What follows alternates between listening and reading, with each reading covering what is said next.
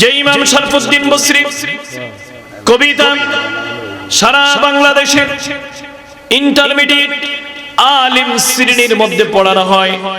কাসিদায়ে বুরদা ফি শানি রাসূলিল্লাহি মাদহি রাসূলিল্লাহি সাল্লাল্লাহু আলাইহি ওয়াসাল্লাম, তিনি কবিতা লিখেছেন, মুহাম্মাদুন সাইয়্যিদুল কাউনাইনি ওয়াস সাকালাইন ওয়াল ফারিকাইনি মিন উরুবিন ওয়া মিন আজাবি হুয়াল হাবিবুল্লাযী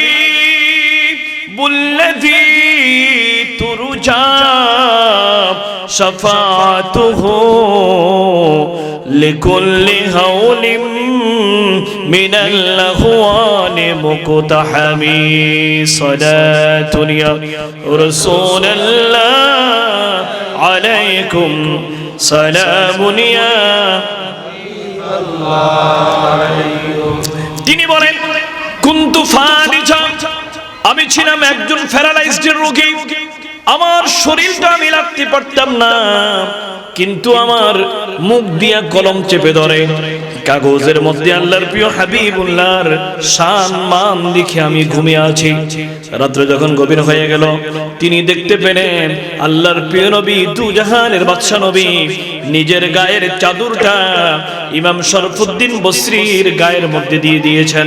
সকালবেলায় ঘুম থেকে উঠে তিনি আল্লাহর প্রিয় নবীর চাদর মোবারক দেখতে পেলেন। এতদিন জবান দিয়ে কথা বলতে পারতেন না, এতদিন হাত নাড়তে পারতেন না, নিজের পাগুলো নাড়তে পারতেন না, দাঁড়াতে পারতেন না। এবার তিনি উঠে একজন যুবকের মতো হাঁটতেছেন। বলুন সুবহানাল্লাহ। আবার নবী, আপনার নবী রওজা মুবারকে জিন্দা। বলেন নবী কি রওজা মুবারকে জিন্দা। আরো চিৎকার দিয়ে বলেন নবী কি রওজা মুবারকে জিন্দা।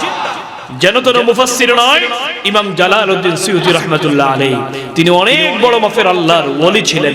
তিনি এই আয়াতের ব্যাখ্যায় বলছেন, রাসূল পাক সাল্লাল্লাহু আলাইহি ওয়াসাল্লামের সহিহ মুসলিমের একখানা হাদিস তিনি নকল করছেন।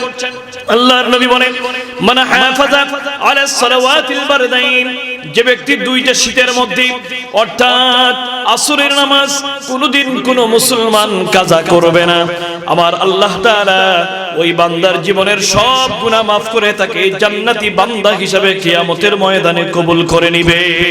সুবহানাল্লাহ।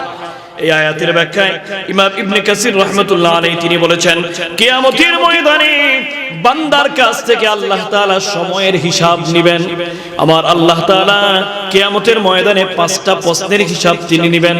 আনাবি বারসাতাল ইসলামী রাদিয়াল্লাহু তাআলা আনহু قال قال رسول الله صلى الله عليه وسلم لا تزول بني آدم حتى يسأل عن 5 أشياء: عن عمره فيما أفنى، وعن علمه فيما فعل به، وعن ماله مما اكتسبت، وعن ماله مما أنفقته، وعن أفناه فيما شبابه